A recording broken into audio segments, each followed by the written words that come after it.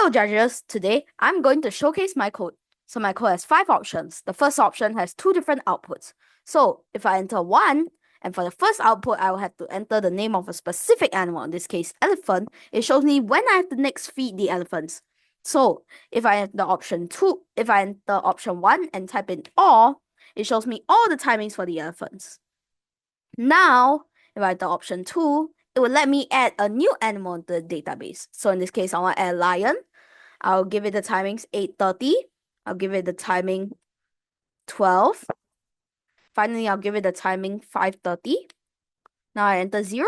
If I enter 1 and I enter all, here's the timing for the lion right here.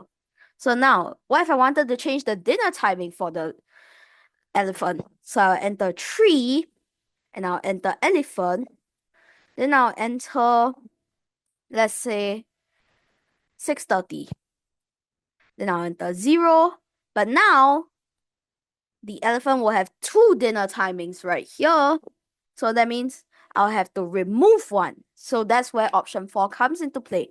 So option 4, if I enter the elephants, then I enter 3, which corresponds to 4:30, 0, exit. Now, if I check all, it now has 3 timings. So finally, option 5 just simply exits the code. So now, as for the code, I use many different functions over here so that I can easily change components in the code. I also imported the module library datetime, as it is a standardization of timings stored in the database, so you can easily compare between timings.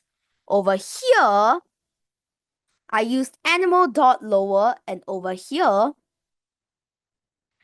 so that when I retrieve stuff from the database, capitalization does not affect it. Finally, I do timing.hour if curly bracket pad greater than 2, and next time dot minute pad greater than 2, as it ensures that the hour and minute will always be 2 characters long by padding with the character stored in pad 0 over here. Thank you for listening to my presentation. Bye!